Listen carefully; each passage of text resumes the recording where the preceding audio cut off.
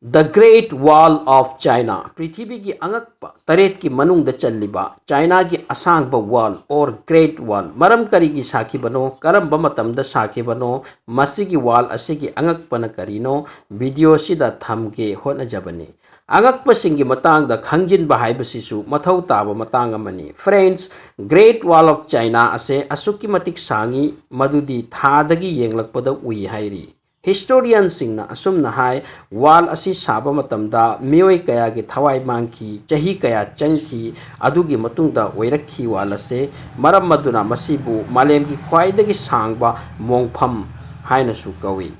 China gi wall laibak amadi nungna sakiba prithvi gi khwaidagi sangba marak supakpa wall amani.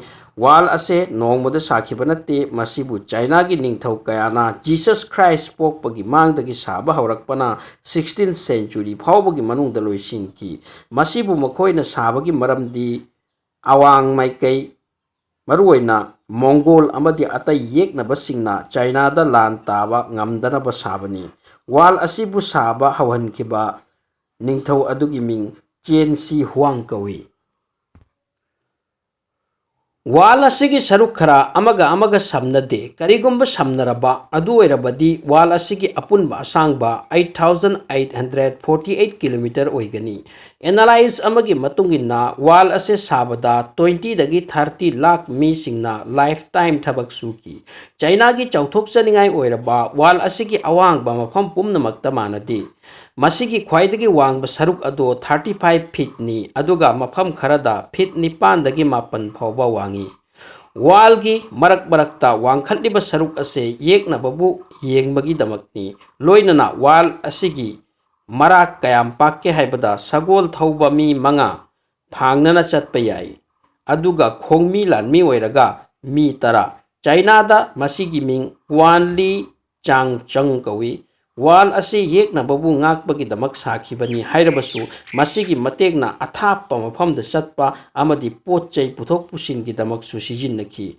Wall asina yekna babu completely protection tawi haibadi yade yekna bana masi thugairaga changba yaukre.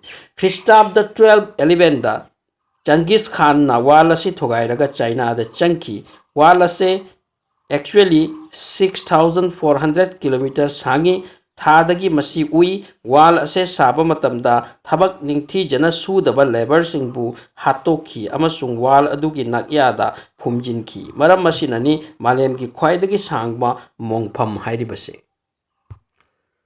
UNESCO na 1986 da wall asibu World Heritage Center amasung angakpasingi manungda tasegna amani haina mingthol piki. Bharat tasu China gi wall gumba amalai Akbar na saba hawan kibani completely oheudi. Wall ase Rajasthan gi Kumbhalgarh Fort ngakpagi dabak Christoph the 1443 dagi 1456 fawba sanki China gi wall gumna sage khalakpani adubu mapung phakidre. China gi wall saba matamda sen yamna mathau taki maram aduna makoi gi ningthauna mi khuding na sijinnaba thum gi mathakta tax pamanki. Wall ase China gi nongchuk thamba sarukta leiba baraf ki tampak ki haurakpana Yellow Sea da loisilibani. Ngasi di wall ase gi saruk kaya kai toithare. Wall ase sabada pakhang oina chatkibasing ahan oiraga halakpa yauki natraga siki. The Great Wall of China sabada mi kaya gi pendaba nungaitaba yauki maramdi makoibu thabak adugi damak punsin phajin bugum thamlaga thabak suhan kibani. Wall asigi mathak thangba sarukta makoi gi army singna 10 kapagi damak aho bathammi madugi nakta makoi phamlaga China bu ngaktuna tharammi. Adubu wall asina Mongol gi kai Genghis Khan bu ngaktuna thambangam khide mana China da changsinduna magi tawgadaba loina tawramki. Video yang bagi damak thagasari channel asida anobo oirabadi please subscribe to Sinview.